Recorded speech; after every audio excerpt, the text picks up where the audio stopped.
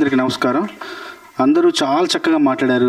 రాజు గారు, ప్రియదర్శన్ గారు అందరూ కూడా, అంటే అందరూ మనసు లోతుల్లోంచి మాట్లాడినట్టుగా అనిపించింది. ఎవరు కూడా ముందు అనుకోరు కాదు, అప్పటికప్పుడు వాళ్ళ మనసులో ఏమనిపించిందో అది చాలా చక్కగా చెప్పారు.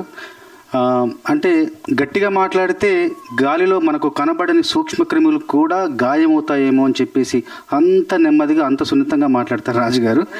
ఒక వ్యక్తిగా ఆయన హృదయం వెన్న, కానీ దర్శకుడిగా ఆయన హృదయం వజ్రం. ఒక దృఢ సంకల్పం, ఉక్కు సంకల్పంతో సినిమాలు చేస్తారు.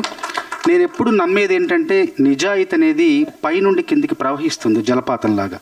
నిజాయితీ ఆయన 100 పాళ్ళు నిలువెత్తు నిజాయితీ ఆయన రాజుగారు. ఆ నిజాయితీ, ఆ నిజం అంతా కూడా కళాకారుల్లోనూ, నటీనటుల్లోనూ, సాంకేతిక నిపుణుల్లోనూ కూడా ప్రవహించి అందరూ నిజాయితీగా పనిచేశారు ఈ సినిమాకి. నేను సినిమా చూసిన తర్వాత పాటలు రాయడం కోసం వచ్చినప్పుడు 2.5 గంటలు సినిమా చూసిన తర్వాత ఏం పాటలు రాయాలి, ఎలా రాయాలని ఆలోచించకుండా ఈ సినిమాని ఎవరికి చెప్పాలి, ఏ పెద్ద సంస్థలకు చెప్పాలి, ఈ సినిమా బయటికి ఎలా తీసుకెళ్ళాలి, ఎలా ప్రజలకు చేరువ చేసే ఆ క్రమంలో నేను ఎలా సహాయపడాలని అదే ఆలోచిస్తున్నాను చాలాసేపు. ఎలాంటి దీన్ని ఎలా బయటికి రాబట్టాలి బయటికి అని చెప్పేసి చాలాసేపు ఆలోచించి తర్వాత కొన్ని రోజులకు మళ్ళీ పాటలు రాశాను.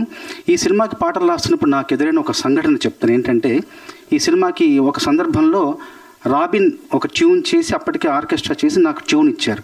ఇచ్చిన తర్వాత నేనేమన్నానంటే రాజుగారితో 2-3 సార్లు విని, ఇది ఎందుకో నేను అనుకున్న భావాలకు, ఆ సందర్భంలో రావాల్సిన భావాలకు ఈ బాణిలో పొదగదేమో, నేను రాయలేకపోతున్నానేమో, అందువల్ల స్వేచ్ఛగా నేను ఒకటి రాసేస్తాను, రాసిన తర్వాత దానికి బాణి కడతారా అంటే అప్పటికి అది రికార్డ్ అయింది.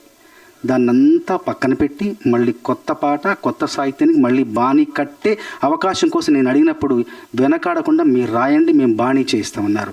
అబ్బాయి జైల్లో పడతాడు, అమ్మాయి ఎదురు చూస్తూ ఉంటుంది, అమ్మాయి పొట్టతో ఉంటుంది, ఎదురు చూస్తూ ఉంటుంది. అక్కడ తనొక జైల్లో ఉంటాడు, ఇక్కడ అమ్మాయి కూడా ఒక జైలు. అక్కడ ఊచలున్న జైలు, ఇక్కడ ఊచలు లేని జైలు. సో ఈ సందర్భంలో నేను రాశాను, నీదొక చెరసాల, నాదొక చెరసాల, నీది స్వేచ్ఛ లేని బ్రతుకు, నాది బ్రతుకే లేని స్వేచ్ఛ, ఇరువురి చెరలు తొలగేదెల, ఇరువురి చెరలు వేడేదెల, నీదొక చెరసాల, నాదొక చెరసాల, రాలేవని తెలిసి ఎదురే చూస్తున్నాను, వినలేవని తెలిసి ఏడుస్తూ ఉన్నాను, నీ గురుతులనే మోసి బరువెక్కాను నేను, అలసటతో అడుగే వేసి నడిచే గాయాన్నయ్యాను, నీదొక చెరసాల, నాదొక చెరసాల, నీది స్వేచ్ఛ లేని బ్రతుకు, నాది బ్రతుకే లేని స్వేచ్ఛ అని స్వేచ్ఛగా స్వచ్ఛంగా రాస్తే దానికి బాణీ కట్టి మళ్ళీ కొత్త పాట రికార్డ్ చేశారు. అంటే అక్షరానికి, సాహిత్యానికి, సృజనకి వాళ్ళు ఎంత అగ్రస్థానం, ఎంత పెద్ద పీట వేసే దర్శకుడు. కాబట్టి ఇలాంటి మంచి పాటలు రాయగలిగే అవకాశం నాకు లభించింది. కాబట్టి మనస్ఫూర్తిగా రాజుగారికి ధన్యవాదాలు తెలియచేసుకుంటూ, ఈ సినిమాలో అందరిది కూడా ఎంత నిజాయితీ ఉంటుంది నటనలో, ఎంత సహజత్వం ఉంటుంది, ఎంత స్వభావ సిద్ధత ఉంటుందంటే అసలు నటించారా నేను నమ్మలేకపోయాను వీళ్ళందరూ నటన చూసి.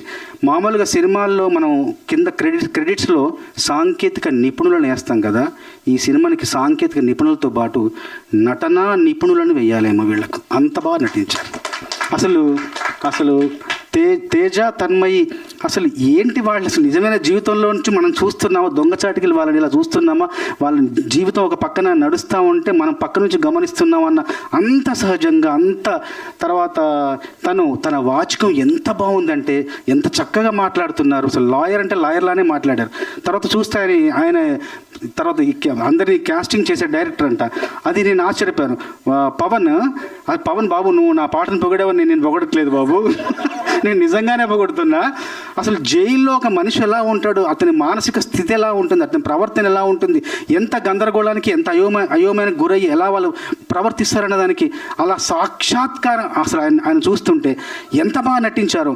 మీరు ఫ్యాక్స్ నిజం లాగా అందరూ కూడా ఇవన్నీ చూస్తుంటే ఈ సినిమా ఎంత గొప్ప విజయం సాధించబోతుంది, నటనాపరంగా ఎంత పైమెట్టులు ఉంది ఈ సినిమా పరంగా అని నేను మనస్ఫూర్తిగా నమ్ముతున్నాను. అట్లాగే ప్రియదర్శన్ గారిని ఒక గొప్ప నటుడిగా ఆయనకు జన్మనిచ్చిన మలేషియన్ సినిమా ఎలాగైతే ఆయనకు జన్మనిచ్చిందో, ఈ సినిమా ద్వారా ఎంతోమంది నటన నిపుణులకు మరింత జన్మనివ్వాలని, కొత్త జన్మనివ్వాలని, ఆ జన్మ వాళ్ళ జీవితానికి కొత్త బాటలు వేయాలని మనస్ఫూర్తిగా ఆశిస్తూ చిన్నవాళ్ళు కాబట్టి ఆశీర్వదిస్తూ, నాకు 3 పాటలు రాసే అవకాశం ఇచ్చిన రాజుగారికి మరొక్కసారి ధన్యవాదాలు తెలియచేసుకుంటూ, నేలపైన పువ్వులన్నీ అక్షరాలయే, నింగిలోన రంగులన్నీ కాగితాలయే, నీకు నాకు లోకమంతా ప్రేమ కవితాయే, ప్రేమలోన ఈ